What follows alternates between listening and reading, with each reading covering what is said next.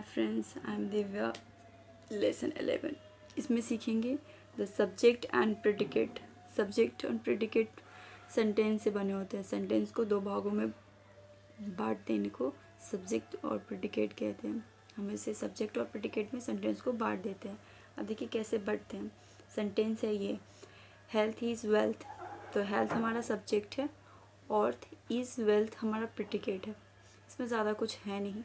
आपका जो भी सब्जेक्ट है वो सब्जेक्ट अलग हो जाएगा। सबको पता है सब्जेक्ट ढूंढना है और प्रेडिकेट, और बाकी जितने बचे हैं सब प्रेडिकेट है। इसमें बस इतना ही है और कुछ नहीं। अब जैसे यहाँ पर आइए तो आपको समझ में आएगा। सेकेंड में एग्जाम्पल, तो boys like to a play. तो बॉयज़ तो सब्जेक्ट है और लाइक टू प्ले गेम्स ये आपका प्रेडिकेट है। कहे ना मैंने कि जो सब्जेक्ट है उसे छांट लीजिए, बाकी जो जितना बचा है वो सब प्रेडिकेट है। अब यहाँ देखिए सब्जेक्ट बड़ा भी हो सकता है, इसीलिए कहा जाएगा सब्जेक्ट एक वर्ड का सब्जेक्ट नहीं होता है, सब्जेक्ट बड़ा भी होता है।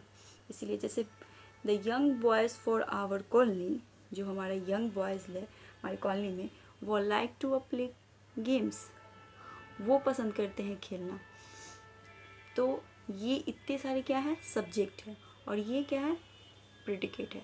तो इसी तरह हमारा काम सिर्फ है कि सब्जेक्ट को अलग करना, जो बचे प्रेडिकेट होना। सो आगे आइए। थर्ड में वैसे ही है, बर्ड्स फ्लाई। तो छोटा भी हो सकता है, एक सेंटेंस का वर्ड भी हो सकता है, बस मीनिंग निकलना चाहिए, मीनिंगफुल सेंटेंस होना चाहिए, और उसमें से आप सब्जेक्ट अलग कीजिए और बाकी बचे प्रेडिकेट। तो सब्जेक्ट बर्ड है एंड फ्लाई प्रेडिकेट है। अब देखिए यहाँ पर बर्ड अभी भी सब्जेक्ट सिंगल है बर्ड, पर देखिए प्रेडिकेट कितना बड़ा हो गया। Fly in the sky usually in the morning and evening. तो इस तरह से आपको करना है। इसमें कुछ ज़्यादा नहीं है सीखने को, बस यही है कि आपको सब्जेक्ट अलग करना आना चाहिए, प्रेडिकेट अलग करना आना चाहिए। बस सब्जेक्ट सिर्फ अलग करने आना चाहिए, बाकी प्रेडिकेट तो पूरा ही है। तो इससे हमको ये नॉलेज होगा कि हमको सब्जेक्ट ढूंढना आ गया। फोर्थ में आते हैं। फोर्थ नंबर में सिट डाउन। अब इसमें सोचिएगा कि सब्जेक्ट तो दिख नहीं रहा, तो ये है अंडरस्टूड यू। किसी को हम बोलते हैं कि सिट डाउन, तो क्या बोलते हैं, यू सिट डाउन? नहीं, हमेशा सिट डाउन बोलते हैं, क्योंकि अंडरस्टूड है कि सामने वालों को ही बोलेंगे। Get ready to listen to me. अब खुद को तो नहीं बोलेंगे कि तैयार हो जाओ हमें बातें सुनने के लिए, लिसन टू मी, मुझे सुनने के लिए, ऐसा तो नहीं है। सामने वाले को ही बोलेंगे, ये भी अंडरस्टूड है।